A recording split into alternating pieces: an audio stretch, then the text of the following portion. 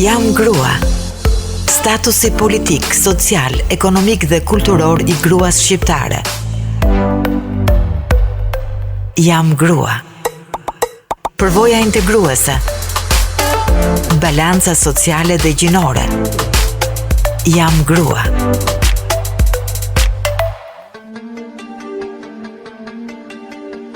Mirëdita gjithëve e të nderuar miq, mirë se vini edhe sot në Jam grua, si çdo të premte ora 12:05.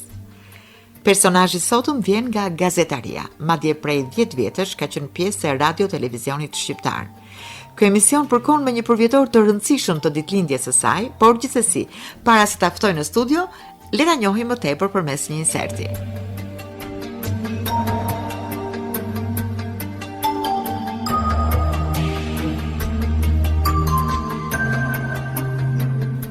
Lindi më 14 shkurt të vitit 1951 në Gjirokastër, shkollën fillore, 7 vjeçare dhe gjimnazin i kreu në qytetin e lindjes.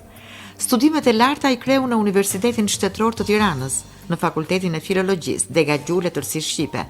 Më pas përfundoi studimet pas universitare për filozofi dhe estetik. Dek ku mbrojti edhe temën e diplomës, kategoria estetike së madhërishmes në eposin e Kreshnikëve, me rezultatin maksimal 10. Me mbarimin e studimeve emërohet redaktore në revistën nëntori Organi i Lidhjes së Shkrimtarëve dhe Artistëve të Shqipërisë, ku punon deri në vitin 1977, më pas në Institutin e Studimeve Sociale deri në vitin 1992. Prej andej kalon redaktore në revistën Skena dhe Ekrani dhe Spektër, organe të Ministrisë së Kulturës, dhe më pas nga 1993 deri në 2003, gazetare realizuese në Radio Tirana. Në vitin 2003 merr pjesë në konkursin e shpallur për shef të zyrës së shtypit pranë Kuvendit të Shqipërisë, ku punon deri më 2009, kohë kur del edhe në pension. Ka botuar librat me poezi Fjala Jon në vitin 1983 dhe Shkruaj kohën në 2016, si dhe ka botuar her pas here në shtypin e kohës poezi, tregime, artikuj kritik dhe shkrime të tjera me karakter social. Nga ana tjetër, numëron në CV-n e saj mijëra orë transmetimi drejt për drejt në Radio Tirana në një gamë të gjerë temash, jo vetëm në fushën e kulturës dhe letërsisë, por edhe ato sociale, të historisë, demografisë, aktualitetit, edukimit, humanizmit, të drejtave të njeriut, etj. Është autore e disa teksteve këngësh në festivalet e radio-televizionit shqiptar, si dhe e disa programeve televizive në televizionin shqiptar, ku do të përmendja ciklin Gjua Shqipe. Ka kryer shumë trajnime brenda dhe jashtë vendit në fushën e gazetarisë radiofonike, si në Deutsche Welle, në TRT Ankara, RT Athinë, Kairo, Shkup, Bukuresht e tjerë, dhe shpesh është thirrur si konsulente kombëtare e medias në komunikim me shoqërinë për disa nga problemet koherente që disa prej organizmave ndërkombëtar në vend, si UNFPA, mbulonin apo kishin përparësi. Nga ana tjetër, ka qenë aktive në lëvizjen e gruas në Shqipëri, duke marrë pjesë në shumë projekte për zhvillimin, forcimin dhe emancipimin e saj. E ftuar në disa konferenca dhe kongrese ndërkombëtare me në fokus forcimin e gruas, përparimin shoqëror, demokratizimin e jetës, mjedisin global e tjerë, të zhvilluara në Portugali, Qipro e Greqi e të tjerë, si përfaqësuese e medias dhe ndikimit të saj në përparimin dhe zhvillimin social. Aktualisht vazhdon aktivitetin e saj në fushën e letërsisë si krijuese e lirë. Është e martuar dhe nën e 4 vajzave tashmë të rritura, të cilat janë diplomuar respektivisht në fushat farmaci, menaxhim biznesi, informatik dhe juridik.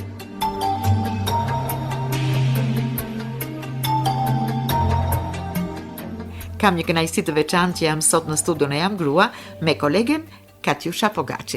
Katjusha, kënaqësi shumë që të kam në studio. Kënaqësi e madhe edhe për mua, Kozeta, të falenderoj për ftesën dhe për ndjeshmërinë që më jep kjo studio që e shoh tash me kaq madh.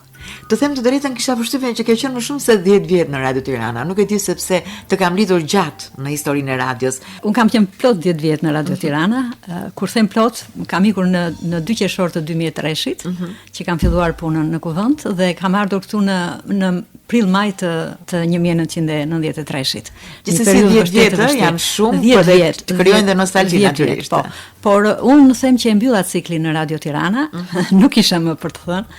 Nuk doja të përsërisja më veten, kështu që konkurova për një punë tjetër. Mendon që në radio vjen një moment që mbyllet cikli? Ndofta kjo është shumë personale, varet nga njeriu, por unë e kam dashur shumë punën në radio dhe është ndër më të parat punë që e kam dashur shumë e të vërtet. Më ka dhënë shumë kënaqësi, më ka dhënë shumë botë, më ka dhënë shumë ndjeshmëri. Përpara mikrofonit kam qenë e lirë, dhe në një farë mënyre edhe krijuese, duke krijuar në moment gjëra, dhe më ka pëlqyer shumë. Pra e kam ndier veten mirë kur kam dalë nga studioja. Nuk them se nuk ishte punë e lodhshme, por pjesa më e bukur ishte mikrofoni. Ti e provon akoma dhe e di që kur shtyp mikrofonin dhe fillon e flet në emisionet e drejt për drejta, kur lidhesh me publikun në telefonata të drejt për drejta, po edhe kur ke të ftuarit, ke një kënaqësi të veçantë. Edhe mëson. Pra, edhe mëson nga të ftuarit e shumt që ti i zgjedh me standarde të larta të mira. E vërtet, dhe kënaqësia që merr nga njerë të lë gjatë në Radio Tirana, gjë që nuk e ke bërë dhe me sinqeritet që të përgëzoj për këtë, janë shumë eksperienca që ke kaluar në jetën tënde, dhe të gjitha vinë, si thua, mbi bazën e asaj që ke studiuar gjuletërsi, por më çudit pak fakti, ose më mirë jam kurioze të di që atë ka shkuar ndonjëherë në mend duke studiuar për gjuletërsi që ti je mësuese kur mbaron dhe jo redaktore për shembull. Atëherë un kam mbaruar diplomimin e kam mësuesi, sepse kam mbaruar gjuletërsi. Por tek fakulteti i letërsisë më orientoi fakti që unë shkruaja që në gjimnas. Do me thënë, kjo ishte kryesorja, sepse të gjithë ata që shkruanin, atë fush bënin, nuk... Atëherë sa në kohën që kam shkruar unë në fakultet, sa u hap dhe gazetaria, por gjithsesi ky ishte fakti që shkruaja. Edhe pedagogët që kam pasur unë në gjimnazin Asim Zenelin Gjirokastër, kishin një orientim të tillë, do të thënë nxënësit që shkruanin. Unë kam bërë dhe hartimin e gjimnazit, e kam bërë të gjithë në vargje në momentin që është bërë hartimi i pjekurisë, i provimit të pjekurisë. Dhe ata të orientonin që shiko se kjo është dega më e mirë për ty. Rastësisht nuk e bërë mësuese, për shembull, pasi përfundove studimet për gjuletërsi? Atëherë, kur kam përfunduar studimet për gjuletërsi, e para kam pasur rezultate shumë të mira. Dhe shumë të mira, sidomos në pjesën e letërsisë. Jam një nga studentët që ne kemi qenë një grup, do të thënë një kurs studentësh nga cili dolën shumë shkrimtar. Diana Çuli, për shembull, që është një emër i njohur në letërsi, Grigor Banushi, kolegu jon edhe që kemi punuar bashkë këtu, e të tjerë që shkruanin që atëherë. Duke qenë që ne kishim pedagog shumë të mirë, edhe në lëndën e letërsisë, edhe në gjuhë, por prirja ime me fuqishme ishte në letërsi. Pavarësisht që në gjuhë një nga lëndët që më pëlqente shumë ishte gramatika historike, që ishte pak si shkencë dhe me një zbërthim të veçantë. Unë dhe disa studentë të tjerë, jo shumë, profesor Muzafer Xhaxhiu bëri një eksperiment me ne atëherë, që ne nuk e dinim, por ai e tha në fund të vitit, kush përgjigjej shumë dhe mirë gjatë lëndës në letërsisë antike që ai jepte, na tha që të mos hynim në provim. Pra ai na kishte përjashtuar nga detyrimi i provimit në fund të vitit, duke na vendosur notën 9. Në qoftë se doni të hyni për 10 hyni, por Muzafer Xhaxhiu nuk jepte kollaj 10-ën. Në qoftë se nuk doni, jeni të vlerësuar me 9 dhe ndërkohë mësoni për provimin e ardhshëm. Studenti si studenti, ne këtë zgjodhëm. Doja të thosha këtë që shkuarja ose emërtesa që erdhi më pas në lidhjen e shkrimtarëve ishte mbi bazën e, domethënë rekomandimi ka qenë nga fakulteti, sepse atëherë shteti punonte në linjën e vet, nuk është se bëm ndonjë kërkesë ose kështu. Jo, nuk ishte zgjedhja. Unë prisja të emërohesha diku mësuese, sepse atëherë kisha edhe në fund vitit banimin në Tiranë. Nuk e dija se ku do shkoja dhe më erdhën me telefon, më thanë që isha emëruar në lidhjen e shkrimtarëve. Domethënë rekomandimi ka vajtur nga pedagogët që kishim, për shembull kam pasur pedagog studiuesin Dalan Shaplo, edhe drejtues njëkohësisht të temës time të diplomës, pedagog Fatos Sarapin, pedagog të jashtëm kishim Ismail Kadarin që jepte letërsinë moderne, Xhevat Loshin, domethënë kemi pasur një grup shumë të fuqishëm pedagogësh dhe besoj që rekomandimi ka shkuar nga pedagogët. Muzafer Xhaxhiu, po siç e përmenda. E kam pasur gjithashtu edhe oponent në temën e diplomës. Po si është të punosh redaktore? Katja, se kam përshtypjen që ke punuar gjatë redaktore. Kam punuar redaktore. Fillimisht redaktore fillova në revistën Nëntori, në lidhjen e shkrimtarëve. Kam pasur në zyrë Enver Fico, që ishte një përkthyes nga frëngjishtja, kishte mbaruar liceun francez, është përkthyes me emër, përkthyes i Balzacut dhe i veprave të tjera. Dhe ndërkohë Enverin e kisha ishte edhe Gjirokastrit, domethënë na lidhte edhe shtëpia ime në Gjirokastër ka qenë afër shtëpisë së Ficove dhe për një periudhë Enveri u bë gjatë punës edhe mësuesi i frëngjishtes. Unë kisha bërë në shkollë, në fakultet rusisht dhe anglisht, kurse frëngjisht e ishin gjugju që e kisha shumë për zemër, dhe ai filloi të më mësoj me atë mozhe që ishte atëherë. Më kujtohet një ditë hyri në zyrë Llazar Siliqi, isha atëherë sekretari i lidhjes për letërsinë. Më uroi urime, ka ardhur redaktore e re, punë të mbarta. Unë tha redaktor, tha jam gjithë jetën, lapsi nuk më bie nga dora. Dhe më mbeti në mendje kjo fjalë, thash si dori unë gjithë redaktori gjithë jetën, po edhe sot e kujtoj atë sepse gjithmonë që marr një libër të lexoj do të kem edhe lapsin në dorë, një shënim manash ose një korrigjim, sepse të mbetet ajo. Redaktimi në revistë ishte, fillimisht unë nuk them se e dija ta bëja, fillimisht më dhan sektorin e poezisë, një ndihmë më jepte dhe mbështetje Gjergj Zhej, që ishte atëherë. E pëlqeve si punë Katja, redaktore? Kam përshtypjen që është pak punë mekanike. Unë po them këtë që duke qenë në revistën Nëndori, redaktore nuk ishte edhe gazetare në një farë mënyre, sepse unë pastaj kalova më vonë në artikujt kritik, do më bëja kritikën letrare. Ti kërkoje artikujt, ti përgatisje gjërat, ti zgjidhje nga më të mirat nga ato se njerëzit atë dhe dërgonin me post. Dhe mbi këtë bazë ti në një farë mënyrë pastaj të shkruaje vetë, do të botoje dhe gjërat e tua. Natyrisht atëre nuk ishte shumë kështu e lirshme në pikpamje që ty do të porosiste kryeredaktori që të shkruaje diçka dhe ne do porosisnim të tjerët mbi planin që bënte gjithë redaksia. Nuk ishe e lirë që të shkruaje diçka që doja? Jo, nuk është kjo. Nuk është se nuk isha e lirë, por porosia ishte në bazë të kërkesave që kishte redaksia. Për shembull, botoheshin 5 libra të rinj, do të bënim recensionet për ta ose artikuj kritik. Kurse poezia ishte e lirë, tregimet ishin të lira, dhe përkthimet pak a shumë ishin kush sillte, pastaj ti zgjidhje në bazë të nivelit të kohës, në bazë të nivelit që ti thoshje se kjo botohet, se vinin dhe gjëra që nuk botoheshin, pa botueshme. Ti mund të lexoje shumë, dërgoheshin me post shumë poezi, shumë tregime. Ti do zgjidhje. Nuk ishte të drejtë të bënit vetëm gabime të gramatikore apo edhe formuse? Atëre, redaktimi nuk është, ajo është korrektim. Redaktimi ndërhyn, nuk duhet të tjetërsoj iden e atij që ka shkruar, po redaktimi ndërhyn shumë. Ndërhyn në strukturën e fjalisë, e bën fjalin më të qartë. Atëherë parimet e redaktimit janë pak a shumë, ka disa, po një është që ti nuk duhet të vësh dorë në një material që është i mirë, sepse s'ke pse të vësh dorë. Atëherë ti prap e ke bërë redaktimin, edhe duke mos vënë dorë. I ke lënë të drejtën që ti jetë ashtu siç është, kur është i mirë. Ti mund të ndryshon strukturën e fjalisë. Unë po të them se unë kam punuar në redaktore, jo vetëm aty, kam punuar dhe skena edhe ekrani, kam një përvojë të gjatë në redaktim edhe tek Instituti i Studimeve Sociale, që ka qenë fusha ndryshme, nuk ka qenë thjesht letërsi, po ka qenë nga gjitha fushat e jetës. Parimi im ka qenë që të mos bëj kompromis me profesionin. Do me thënë, më ndodhi që ta ktheja në kokë fjalin 5 herë dhe të gjeja variantin më të mirë që ta nxirrte qartë mendimin e autorit, ose nga gjithë logjika e shkrimit të autorit, ti pak a shumë, ose unë kur bëja redaktim, kuptoja ku është logjika e tij, dhe përpiqesha që t'ja nxirja në pa atë logjikë që ndofta ai në disa fjali ose në paragraf nuk e nxirrte, ose thiqja paragrafet që i prishnin punë shkrimit. Kam përshtypjen që kjo ka konflikte me autorin nganjëherë, është për shembull mua më kanë falënderuar autorët. Më kanë falënderuar kur kanë parë dhe thanë ua si ka dalë kjo kështu. Por vetëm në një rast kur kam qenë redaktore e re, tash po e them me që hym në këtë, ka qenë një shkrim i një autori për një koncert i Vaçe Zelës dhe Hysni Zelës.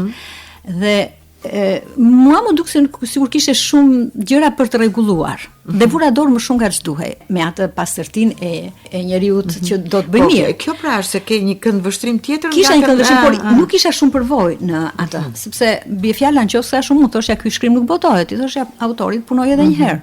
Nxirri më qartë, domethënë 1 2 3 4 pika. Unë vura dorë vet. Dhe e bëra dhe e çova për botim.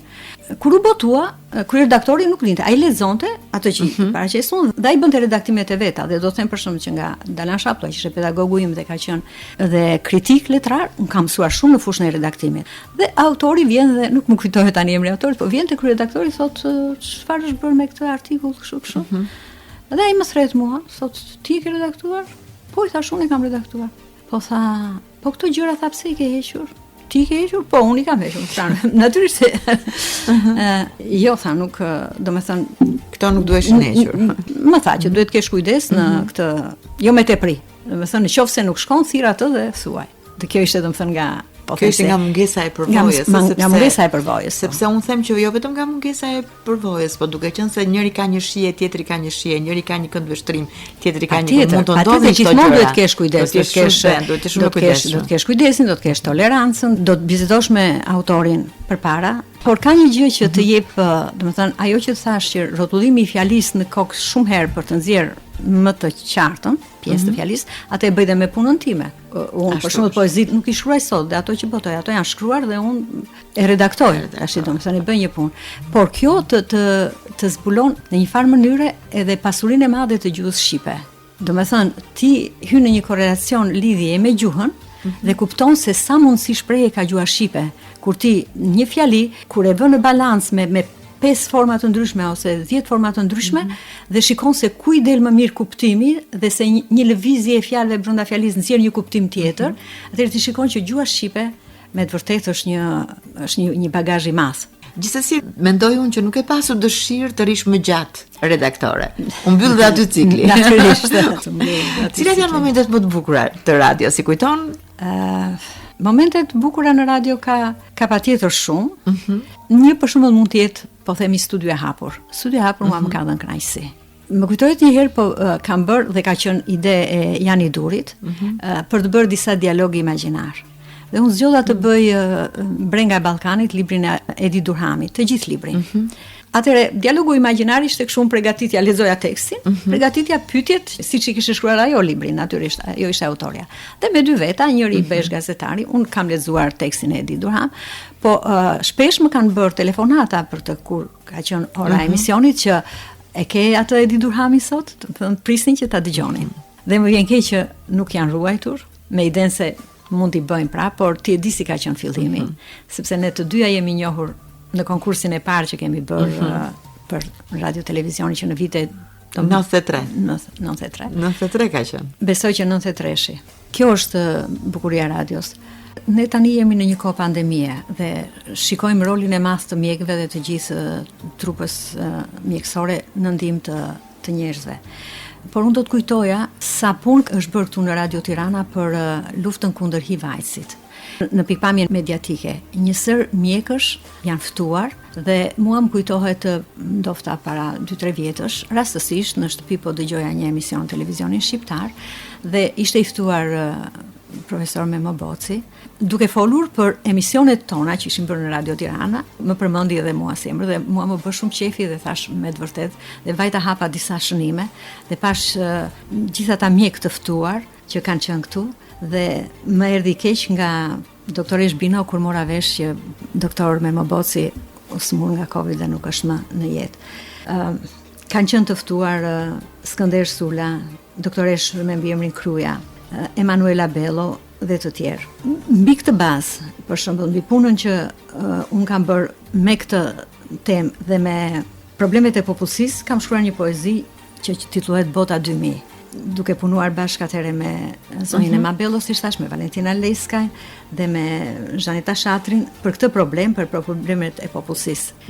Dhe ndërkohë edhe organizata e Kombeve Bashkuara për popullsinë më mbante si, po themi, konsulente nacionale për media, duke përkthyer materiale për ata dhe duke punuar me gazetarë të rinj për problemet që ishin kundër HIV-AIDS-it. E kujton si një periudhë të rëndësishme në radio? Po, natyrisht, sepse ishte sëmundja e shekullit. Ka planifikimi familjar? Dhe planifikimi familjar, po. Dhe ishte e panjohur, kishte terma të reja me të cilat në një farë mënyrë jepte informacion edhe edukoi dhe sidomos edukoi brezin më i ri për të ruajtur veten. Raste të tjera ka pasur, po tash nuk. Po ndonjë moment të vështirë? Momentet të vështira ka pasur. Po themi që pjesa më e bukur me 8 studioa dhe kur ti je përpara mikrofonit. Unë kur kam ardhur në radio fillimisht dhe radioa vetë ka qenë në shumë vështirësi. Domethënë shumë gazetar largoheshin nga radioa, shkonin jashtë, janë larguar shumë në atë periudhë. Shumë të tjerë kanë ardhur, po një pjesë e madhe e atyre që kanë ardhur nuk ishin të përgatitur fare. edhe nga pikpamja administrative kush ishte, edhe për një shkresë kemi vuajtur, të merrje një shkresë nuk A ka më pak tani burokracit, është lehtësuar kjo situatë? Patjetër që tani ka më pak, po mendoj që edhe pjesa administrative do të ketë standard shumë më të lartë tani. Po. Pastaj Esuria ka ardhur në ngritje, janë bërë shumë trajnime edhe këtu brenda, sepse radioja kaloi nga pjesa e gjithë emisioneve të regjistruara në pjesën e emisioneve të drejtë për drejta, që edhe ata që ishin gazetarë të radios nuk ishin të përgatitur për atë pjesë, domethënë të gjithë dhe ne që erdhëm më pas në radio bashkë me të tjerët.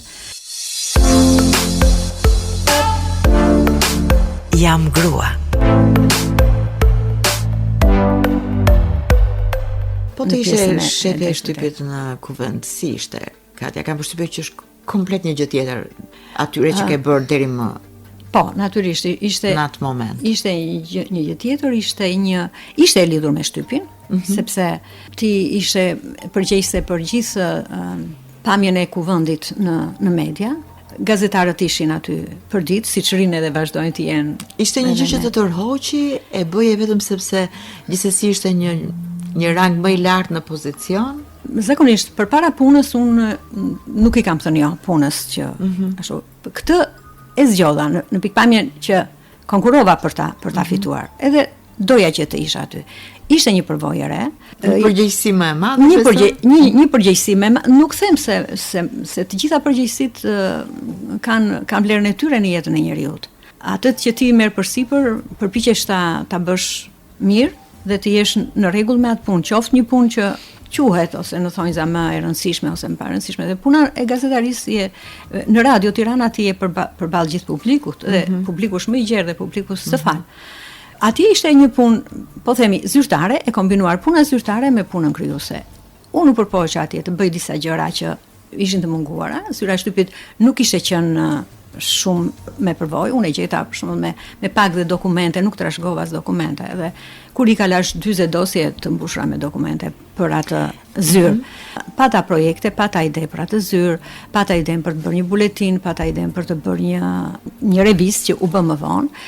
Për buletinin bisedova me kryetarin e atëhershëm, profesor Servet Pëllumbin, që edhe për krau dhe e bëm në zyrë në mënyra të thjeshta. Për revistën bisedova me zonjën Topalli që ishte më vonë, edhe ajo e për krau dhe pastaj u futën në linjë. Kam përshtypjen Katja që ajo që dallon në atë pozicion pune, nuk është thjesht mënyra se si ose domethënë konceptimi i profesionit, i pozicionit që ke pasur, por ke ndryshuar shumë në hierarki, domethënë duke qenë një gazetare apo një redaktore, tashmë ishe një shefe e shtypit. Si i pe këto dy pozicione që i kishe bërë, a ndryshoi koncepti yt ose a ndryshoi mendimi yt që ke për ata që drejtojnë në momentin që u bëre vetë drejtuese? Sepse kemi bërë një bisedë para shumë vitesh dhe më ke thënë një fjali që unë akoma më shoqëron, që shiko, temperamente të tilla i duhen shefave. Pra, kur ti je shefe, shikon ndryshe? Shiko, ky është një korelacion i veçantë dhe në jetën tonë të gjatë ne kemi pasur shumë shefa. Mund të vjen një moment që të bëj shef, por ke pasur shumë shefa dhe kemi pasur shefa, po them, në të gjithë periudhën, sepse unë kam jetuar dhe kam punuar në dy sisteme të ndryshme, kemi pasur shefa dogmatik, kemi pasur shefa në të dy kohët po flas, kemi pasur shefa tolerant dhe që ne i quanim të mirë, domethënë që mirë kuptohesha me ta. Unë nuk do doja të isha një shef dogmatik dhe nuk mund të isha për natyrën time. Dhe gazetarët i njihja punën e gazetarisë e dija, por është një psikologji tek ndofta edhe tek vartësi edhe tek shefi. Është një psikologji që të detyron në një mënyrë që të bëhesh ndryshe. Në qoftë se do me thënë, nga ndonjëherë fillon edhe varsat të shikojnë me syrin e shefit dhe të ose pozicionohen vetvetiu ndryshe. Por çështja është që po ti je shumë tolerant, a nuk mund të kesh raste abuzimi nga mund të kesh, po patjetër mund të kesh dhe mund të mos të tesi puna. Që arritet mund që të kuptosh ndonjë nga shefat që e ke, se thua, kritikuar së brendshëm, pa thënë gjë. Unë atje nuk kisha shef kush e di çfarë. Kupton, sepse kisha shef atje, kisha mbi vetë drejt. Patjetër që kisha. Dhe për shembull ne informonin për kuvendin. Dhe hapëm dhe një faqe interneti, atëherë u hap kur kam qenë, domethënë kur kam qenë unë faqja e internetit që ne fusim lajmet e Zyrës Shtypit për gjithë aktivitetet, duke filluar nga aktiviteti kryetares, komisionet parlamentare dhe të tjera. Dhe kur dilte ndonjë gabim, për shembull, po them, drejtori që ishte mbi mua që nuk ishte mësuar shumë me Shtypin, se dhe në Shtyp dalin dhe ne mund të bëjmë një lapsus këtu, po dhe në gazetë dikur ka dalë ndonjë gabim ose kështu dhe nuk bëhet çameti. Dhe mirë, po një drejtues që nuk është kaq në media i duke sikur është gjë shumë e madhe. Mirë është të mos dali, po tash kur dalin do të bëjmë një korrigjim. Kështu dhe unë thosha, po mos mërzit ka shumë nga kjo gjë, se do gjendet një zgjidhje, nuk domethënë kjo është duke njohur botën e medias. Gjithsesi unë do doja ndaleshim pak tek krijimtaria, por le të ndjekim më parë një këngë dhe le të kthehemi sërish në studio për të vijuar me krijimtarinë e Katjas. Jam grua. Ja të kur rikëthujem sërish në studio të nderuar miq, jemi këtu tek emisioni ynë Jam grua si çdo të premte ora 12:05. Jam në studio me kolegen gazetare Katjusha Pogaçi, e cila përpos faktit që ka qenë redaktore, gazetare, ka qenë median e shkruar, shefe dhe e Shtypit në Kuvendin e Shqipërisë, ka krijuar dhe poezi qysh herët. Dhe kam përshtypjen që këtë periudhën e fundit ja ke kushtuar më shumë poezisë. Vargjeve apo dhe krijimeve të tjera? Atëherë 2 herë në jetën time kam humbur punën. Një herë kur u prish sistemi për një periudhë, sa hyra në radio, dhe kur dola në pension. Në të dyja këto herë më shoqërua shumë me krijimtari. Herë e parë me prozë, me tregime, të cilat akoma presin të zbardhen, me sa duket që ka ardhur radha.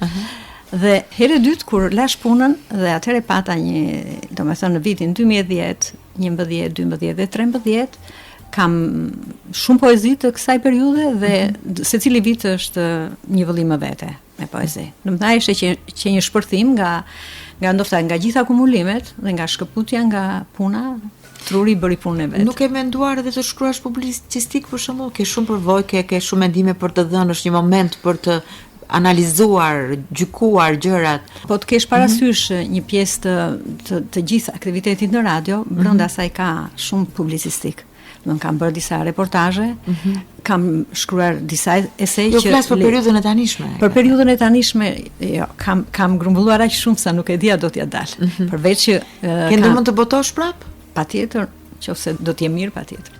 Mendon që botimi i poezive ja vlen në kohën e sotme që ka kaq shumë botive?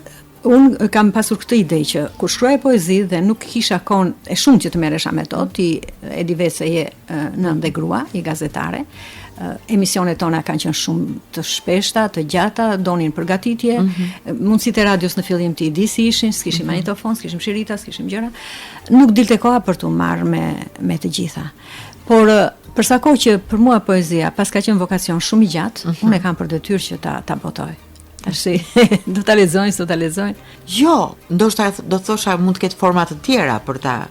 Format të tjera, po mund të ketë, po kjo është sepse botimet kanë përshtypjen e shtuar aq shumë numri botimeve në letër. Nganjëherë mund të jenë si thua edhe në dëm financiar të atij që e boton. Po, kjo është sepse do marr parasysh, kjo do llogaritur. Padyshim që kënaqësia mbetet dhe brezave i lihet sepse sot ndoshta nuk ka leximin e dorë. Breziria i pëlqen shumë dhe është më i lidhur me pjesën elektronike. Kështu që brezat që do vinë se nganjëherë gjërat marrin vlerë pas disa vitesh, jo aty për aty kur krijon. Është shumë interesante kjo sepse janë dhe dëshmitare të kohës që kaloi. Gjithsesi, kam përgatitur një montazh me poezi të zgjedhura nga libri Shkruaj kohën. Si do titullohet libri i ri? Do të ketë disa variante. Mund të t'i dërgoj dhe të zgjedhësh ti një. Akoma nuk. Kam një variant që është më përafër, por a ke dëshirë të përcjellim në këtë çast një nga poezitë e reja që nuk janë botuar? Pse jo? Cila do të ishte poezia ime apo liria? Poezia ime.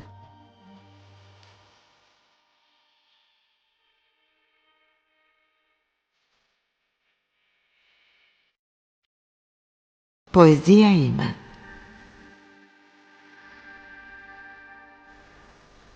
Poezia. Dashuria dhe vetmia ime. Burgu im pa kushte. Dhoma ku strahojem dhe fshiam nga rrëmuja e bujshme. E sulmet pa ligj.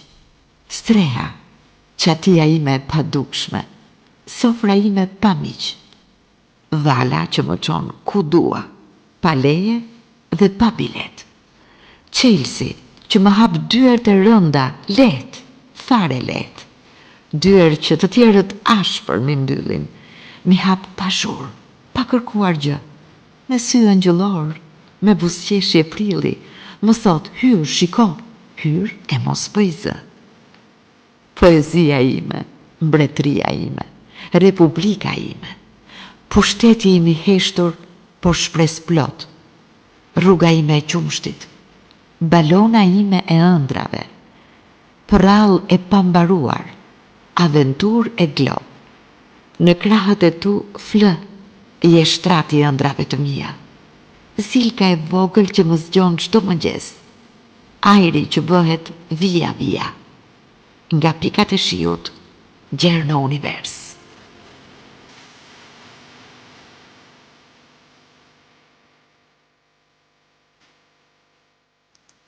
Faleminderit Kozeta, i dhe një vlerë tjetër. Shumë e bukur, është vërtet poezia dhe kam përshtypjen që këtu ke hedhur gjithë atë dashuri që ke për krijimin, për poezinë tënde.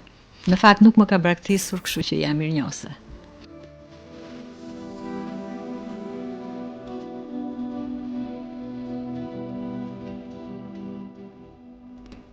Më thërisni në emër, jo me shkurtim. 8 gërma si hyje mbi emrin tim. 8 gërma që ndizen me dritë të fort, si nëna më thiri kur erdha në botë. Ashtu si nëna më thiri në djep, të isha për të një yll me jetë, herët kur stuhia ecte mbi mal dhe hëna hithte dritë të bardhë, kur juga frynte me erë të ngrohtë, e njerëzit ura ngrinin në botë. Një kal rendte me trok nagim, ashtu më flisni me emrin tim. Më flisni në emër me gojën plot, se emri simbol ecë në bosht. Është ky do ish tjetër, s'ka shumë rëndësi. Emri si njeriu merr fytyrën e tij.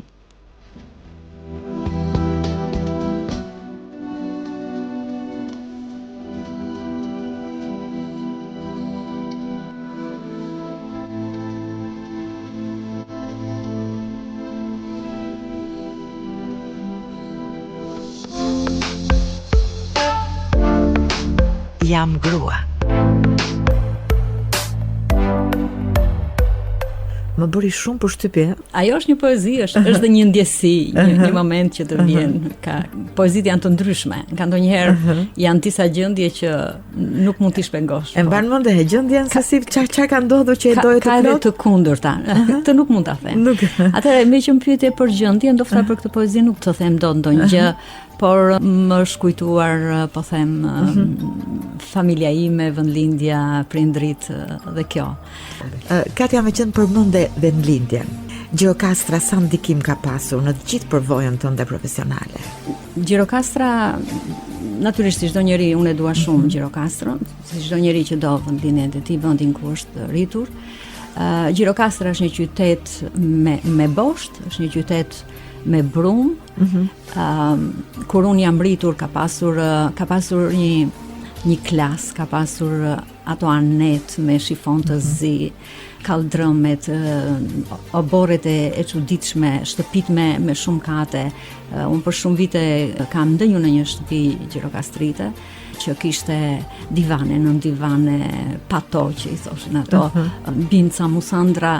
Dhe gjitha këto disa obore brenda një shtëpie, shtëpi kështjella me disa obore brenda që komunikonin dhe disa hyrje. Në një grup fëmish atje zhvillonin botën tonë. Përveç që, domethënë, shtëpia ku ne kemi ndënjur fillimisht ka qenë përballë shtëpisë Ismail Kadares, domethënë i ndante një rrugë. Dhe madje kur është përruar shtëpia e restauruar e Kadares, unë nuk kam qenë në Shqipëri, kam qenë në Zvicër dhe e pash në internet, po gjëja e parë që thash, o xhaku i bardhë që nga njëjtë. Atëherë me që ti më fute në kujtime, atëherë aty rinte një grua e moshuar, që nuk ishte e fisit të Kadares. Edhe ajo kishte një nip të vogël, një djalë që i thoshte andon dhe e kishte shumë sherrete dhe bërtiste, i thriste atë djalin. dhe shpesh vinte gjyshja ime nga fshati, rinte atje tek ne dhe ishte shoqe me këtë gruan. Dhe shkonim, më merrte mua për dorë, ngjitnim ato shkallët, ngjiteshim aty te Oxhaku, ndaj e mbaj mend Oxhakun. Ndiste ajo një zjarr të madh aty dhe këto të dy gratë të moshuara bënin muhabetet të tyre dhe unë rija pranë zjarrit, më nxirte ndonjë harr, ndonjë moll kështu dhe e mbaj mend ato Oxhakun si Oxhak ëndrash. Gjithsesi e marr me gruan Katja dhe si thua edhe ke bërë emisione dhe ke qenë aktiviste televizjes gruas. Gruaja Gjirokastrite ka tipare ndryshe nga gratë e tjera të krahinave të tjera të Shqipërisë sipas përfiturimit apo imazhit. Sipas përfiturimit tim të hershëm, gratë Gjirokastrite kanë një zonjë lëk. Domethënë janë zonja të vërteta, gra jo me shumë fjalë, të rezervuara. Gjirokastra si për burra dhe për gratë shquhet për rregullin, gjë që mua më ka pëlqyer. Domethënë ato i edukojnë fëmijët që të vegjël se ku është vendi, po themi, i këpucës kur hyn në shtëpi, shkalla në shkalla, dhe kanë rregull kanë orare. Gjëra që e bën jetën ndofta fëmijët nuk i pëlqejnë shumë, por pastaj bëhen më të rregullt dhe nuk i lodh rregullin. Do të teprojnë pak me këtë rregullin e tyre, se kanë dalë dhe shumë barsaleta drejtare për Gjirokastritët. Mundet, por duhet të kesh parasysh një gjë që unë nuk jam thjesht brenda nga Gjirokastra, vi nga Labëria. Labëria është çik më e gjerë, pak si më rebele, më kështu. Gjirokastra është me rregull, ndoshta ti bënin ballë dhe jetës edhe vështirësive ekonomike, prandaj rregulli i tyre ka qenë. Ka ndikuar shumë në formimin tënd pikërisht ai karakteri Gjirokastriteve? Besoj që po. Mund të jetë pjesë e edukatës që kam marrë. Rregulli edukata? Po. Nuk është se unë nuk jam njëri që dua lirin, e dua shumë, por të pëlqen disiplina. Më pëlqen disiplina sepse më ndihmon dhe disiplina ndihmon dhe marrëdhëniet midis njerëzve, se nëse unë i jap liri vetes të shkel tjetrin, atëherë dhe ai i jep liri ta bëj këtë gjë, kështu që gjersa nuk më pëlqen të më bëjë një gjë, nuk ja bëj dhe tjetrit. Dhe kjo të ruan marrëdhëniet. Çfarë të pëlqen më shumë tek një grua, ty në përgjithësi? Nga se do ta vlerësoje një grua? Kjo është një pyetje komplekse, po tek një grua kemi të gjithë shijet tona dhe ti mund të kesh tërheqjen tënde personale. Nuk e kam menduar që të përgjigje me një gjë, po më pëlqen një grua edukata, rregulli i saj, më pëlqen. Më pëlqen të jetë mirënjohëse, më pëlqen të jetë e sjellshme. Të jetë dashur, gjitha këto. Jo, të pëlqen gratë që janë shumë feminile apo gratë që janë pak të forta që i quajmë ne? Nuk jam kundër feminilitetit të gruas, por nuk jam me teprimin dhe me vënje në dukje vetëm të kësaj ane. Më pëlqen karakteri i fortë, karakteri i përgjegjshëm, më pëlqen. Sepse gjërat feminile, po themi, ose bukurin mund ta kesh, mund mos e kesh në atë mas, sepse të gjitha e kanë bukurinë e tyre, çdo grua. Por kur ajo gjen një mbështetje në sjelljen e mirë, atëherë është më e bukur. Çfarë dëmton sipas mendimit tënd më tepër jetën e një gruaje? Ka shumë rrethana në të cilat mund të bjerë një gruaja, por nënshtrimi nuk është i mirë. Në qoftë se bëhet urë për çdo gjë, kjo nuk e ndihmon. Përveç pastaj që mund ta dëmtoj edhe sjellja jo e mençur, do thoshja. Jeta kërkon shumë mençuri. Jo më kot thuhet që dia është forcë, sepse një grua e mençur di të kuptoj pozicionin e saj në jetë dhe të gjej rrugën e saj. Që të kuptosh këto, atëherë ke bërë zgjedhjen më të mirë. Sidomos në demokraci. Në demokraci jeta është zgjedhje. Po nga ajo që zgjedh, ti tregon se kush je. Nuk them sepse jeta mund të ketë të papritura, të duhet të luftosh. Po prap, edhe në ato të papritura ka një zgjedhje, që ti të gjesh zgjidhjen tënde. Jam grua.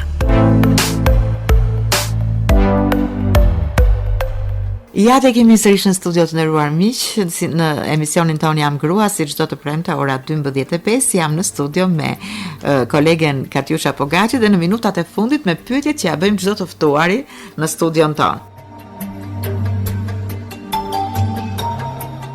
Katja, e fut veten tek ata njerëz që kanë pasur kurajon të bëjnë në jetë ato që besojnë vetë dhe jo ato që të tjerët presin prej nesh.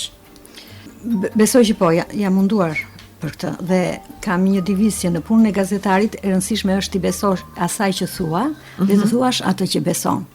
Të njohësh mirë problemet, të synosh të vërtetën, ta transmetosh të vërtetën, të krijosh bindjet e tua, gjë që nuk është e lehtë sepse do shumë kulturë, njohuri dhe përvojë, të jesh krijues dhe të duash fort profesionin tënd. Mendon që gazetaria informative e vret poezinë? Nuk ka pse. Informacioni është gjithmonë i vlefshëm edhe poezia ka nevojë për informacion. Ka disa moto që na udhëheqin në jetë. Midis tyre edhe motoja për punën. Të pëlqen të punosh pak, shumë apo në mes? Mua më pëlqen të punoj shumë.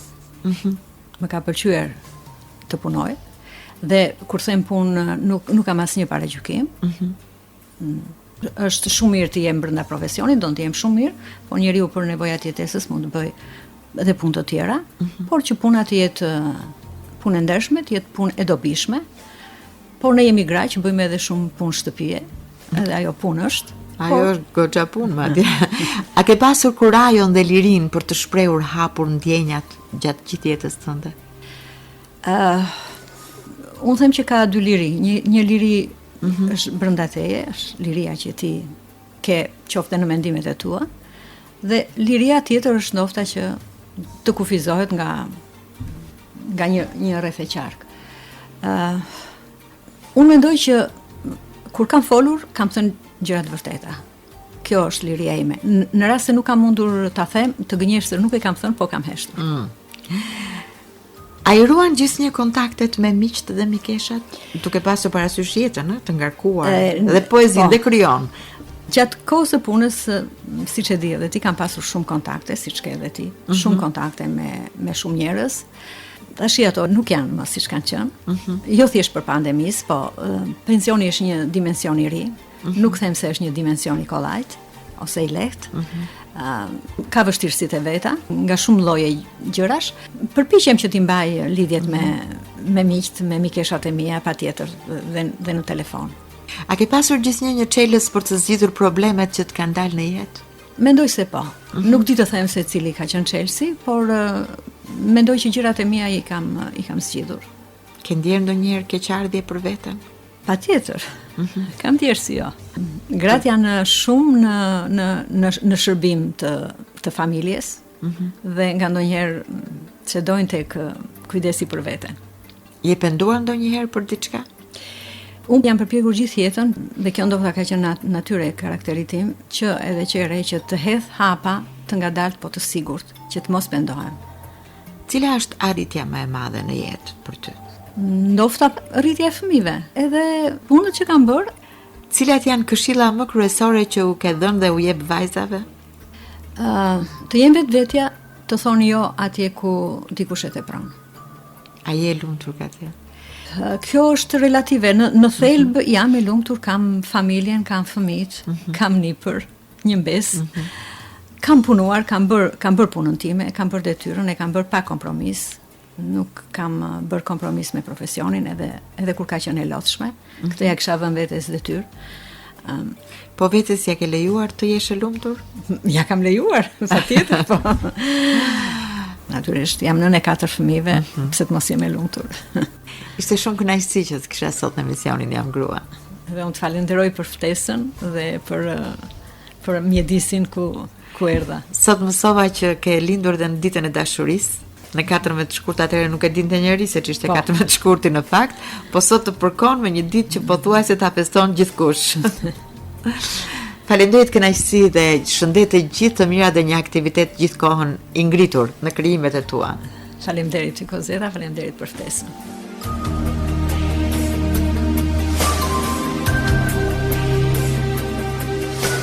Ndërkohë, në fund të emisionit do të ndiqni një montazh me disa nga poezitë e librit Shkruaj kohën të Katjusha Pogaçit.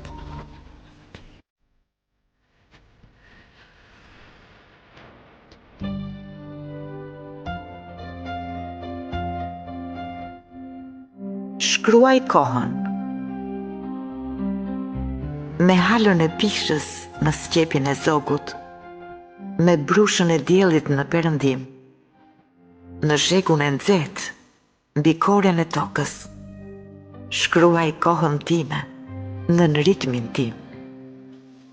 E shoh në sy si të jetë fëmijë, në luks i ndjej çdo rregëtim, kërthitjet dhe dhimbjet i shkruaj në brinj, për herë me të në udhëtim.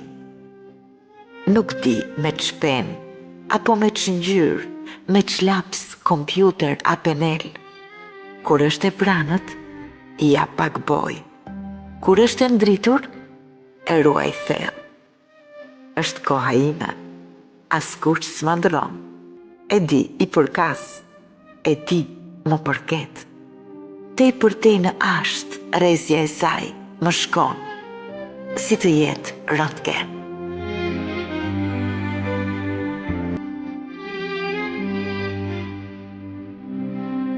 Pakt. Nuk mendoj se do të vdes kur të më vi koha, po kur të kem nënshkruar paktin me vdekjen. Atëherë kur të kem fshirë kontratën me jetën, për një arsye a për një tjetër. Nuk mendoj se do t'iki me zhurmë, do të shkoj qetë, e do t'jem menduar mirë. Për ca gjëra, s'do mend, do të më vi keq, po ndërkohë kontratën do t'a kem fshirë. Them se do t'iki e patrazuar nga pendimet, do t'a firmos qetë paktin e ri. Nuk mendoj se në një formë tjetër do të kthehem pas ikjes.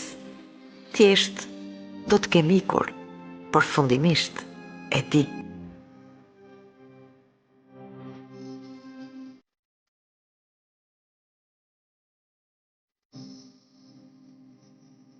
Më dyshja. Ka mjaft raste kur ndihem e mirë. Të iki atë ri vë në balancë. Të dyja të rënda, fytyrë qerë. Të dyja njësoj, si ushtrie për qarë. Kush ma vrau kaq keq ëndrën e parë? Ëndrën që dukej se s'vritej. Përpiqet brënda meje si martiri marë, me thonjë pas zemrës griset. Vi vrundull e rotull për ditë në një rreth, me këmbët e mpirë, me mendjen topitur. Një reck të pist, dikush bën të më vesh, e shoh, e shty, më jarga vitet. Pse është tharë toka? Është bërë sahar, mbushur zhapin, zhaba, ardhuca, që duan me ta të ecësh svar, shgaravitur në ëndra të qullta.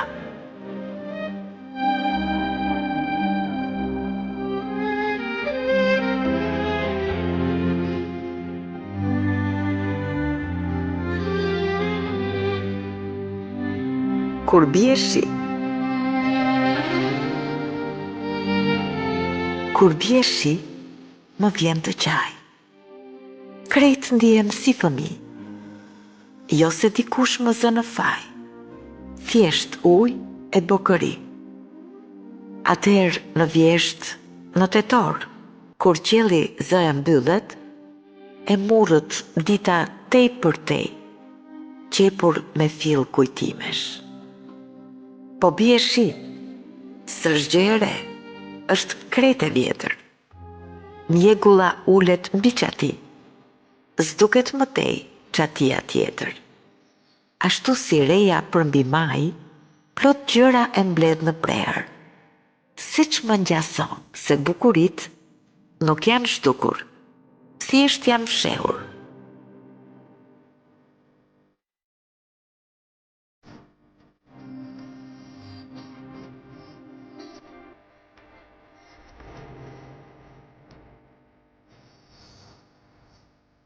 Ninull Laertit.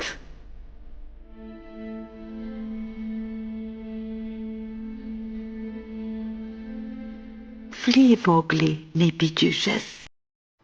Nina nana fli. Një avion po qa në qiell, si zok në stuhi. Vjen të ne të na sjell lajme, nga një rrugë e gjatë. Fli vogli ylli gjyshes, jashtë po bëhet natë. Fli vogli biri nënës, nina nana fli. Të tregon gjyshja të shtrati, ngjarje, histori. Të rrëthen dal nga dal, këngë plot lezet, qersa gjumi të ndal, mbi qerpik si gjet. Qersa gjumi të ketë ardhur, i ëmbël si mjalti, ne e kemi bërë një xhiro rreth botës të shtrati. Kemi ecur, fluturuar, e ku s'kemi qenë. Për rreth tokës po se po, madje gjerë në hënë. Qersa gjumi të na vi, të na ulqe pallat, nda janë gjyshet edhe nipat, të thuen përrallat. S'ka çuditëra me kaq dritë, sa në përralla kanë si bankat gjevahire e stoli të rralla.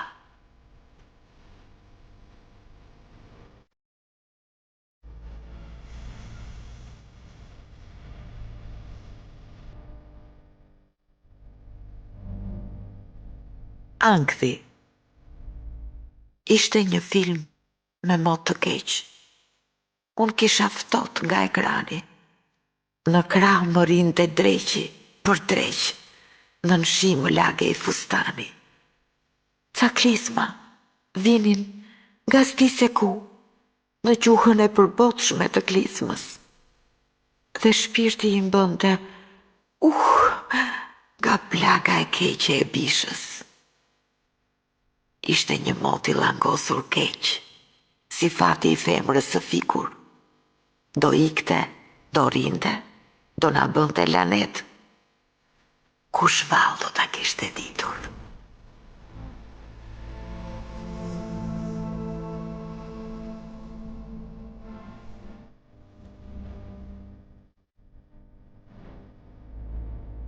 Ishin ca kohë të arta. Ishin ca kohë të arta, kur ëndra merrte flatra në emrin fëmiri. Kënaqej me një libër për dore, ca vizatime në një fletore, lëviznin si me magji, dhe rrugët kaldrëm hidhnin valle.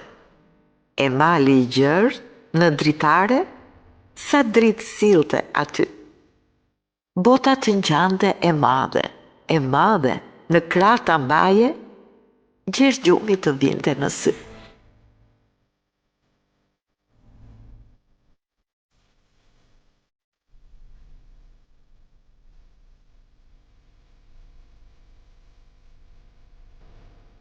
Vjeshta erdhi përsëri. Vjeshta erdhi përsëri, e bukur si një ëndër, e larë e gjitha në flori, e pastër dhe e ëmbël, e qetë, e mbledhur në vetvete, si nuse e reshta zanë, e thjesht, e heshtur dhe pjellore, pret frytin të na jap. Kërkon një zgjidhje të bekuar për dimrin që e pret. Flori në dorë, lindja e bukur, pak anemi i jep. Vjeshte artë, veç ti e di, sa dimri ka tërbim. Prandaj nxiton të fundmin mjalt, ta mbledhësh thellë në shpirt.